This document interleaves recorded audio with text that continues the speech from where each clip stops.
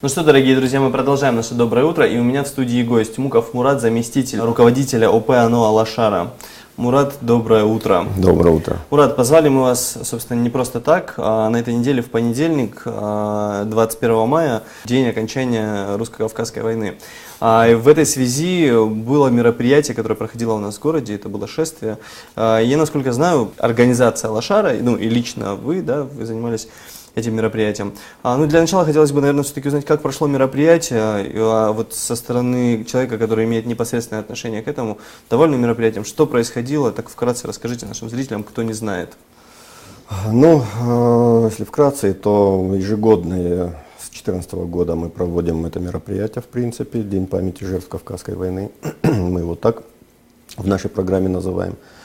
Вот, проходит оно, естественно, с каждым годом все лучше и лучше. Радует то, что люди все больше и больше осознают эту дату, в принципе, ее близко к сердцу, да, как бы.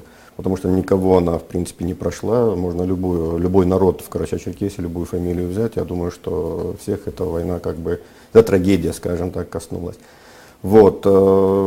Отрадно то, что это проводится на государственном уровне, естественно, то, что правительство Карачаево-Черкесии делает митинг, приглашая людей.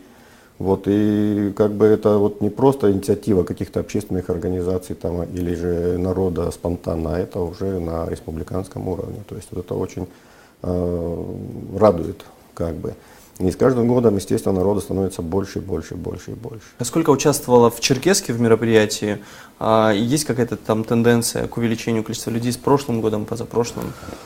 Считали вообще людей? Ну, в прошлом году мы считали, да, людей, как бы. Вот в этом году намного больше, намного, в разы больше. Я так думаю, что больше, наверное, тысячи людей, это, наверное, где-то, ну, 1500-2000 тысячи, где-то там, я так думаю, что это точно было, да.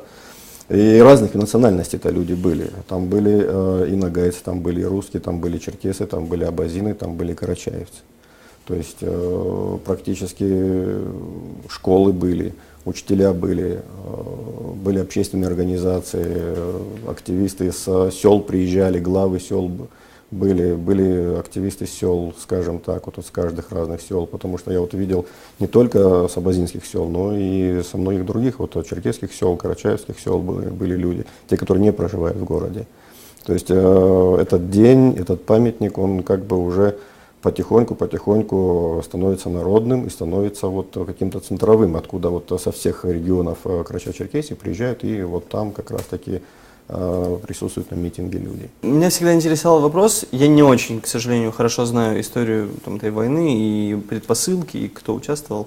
Ну, сейчас мне достаточно интересно, я как раз в процессе изучения там какие-то вещи где-то читаю. К сожалению, не так много информации, то есть это не мировая война, да, не там, одна из. Вот, поэтому каких-то свидетельств не так много. Но, насколько я понимаю, ну, все народы участвовали, так ли это? И почему именно вот абазадыкские народы больше как-то участвуют? Так как все-таки больше пострадавших, скажем так. И, тут вопрос именно вот... Да, больше пострадавших в количестве ущерба. Плюс та территория, которая была охвата, скажем так, вот Западный Кавказ, естественно, большая часть Западного Кавказа практически проживала абазадыгами, двумя этими народами, поэтому и охват был гораздо больше этих народов, естественно, и как бы в войне пострадало гораздо больше этих народов, но и ушло из этих народов гораздо больше. На сегодняшний день, если мы возьмем махаджирство, да, махаджиров в Турции, в Сирии, там, в Иордании и в других странах, то это существенная цифра, здесь мизер остался, скажем так, да, тот, который, в принципе, мы наблюдаем на сегодняшний день.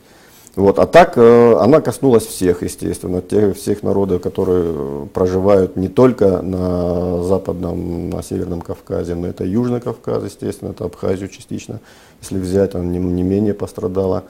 Это взять карачаевцев, взять нагайцев, которых около миллиона, которые ушли в махаджирство, начиная вот с 17 веков и вот кончая 19 веком.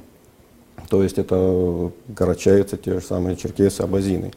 все народы, которые в принципе присутствуют здесь, в Карачаево-Черкесии, они в той или иной мере находятся, в том или ином количестве находятся именно как раз таки из-за вот Кавказской войны, из-за вот махаджирства находятся за рубежом на сегодняшний день. Поговорили немножко про другие народы, а вот в других городах, я насколько понимаю, ну это точно не только в Черкесске все происходило, я знаю, в Нальчике было мероприятие, а в других странах проходило что-то? В Турции, Сирии, Иордании? В Турции это проходит давно уже, они уже как 20 лет как проводят это все. А даже так, да? Да, я находился в Турции, обучался там, прожил 12 лет, я вот эти 12 лет, с 95-го года, в принципе, я наблюдал это все.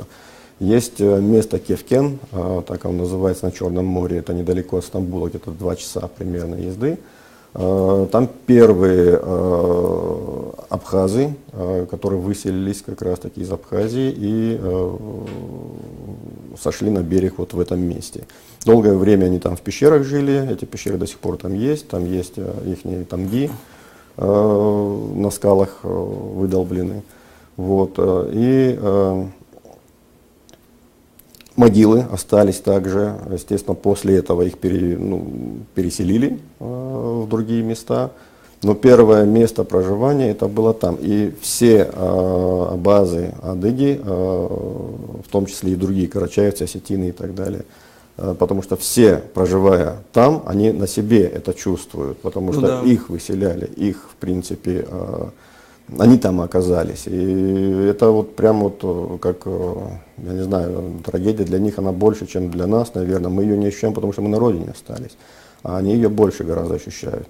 Вот, и они в больших масштабах это проводят, практически со всех краев Турции собираются вот в этом месте за день, то есть 20 числа.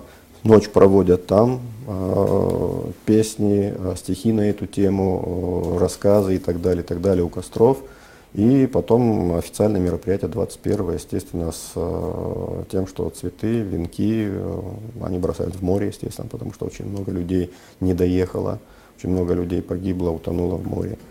Вот, и у них это как бы вот на более таком как-то даже, по-моему, уровне. как-то помассовее, чем у нас, да, проходит. конечно. Ну, так их больше, в принципе, по численности.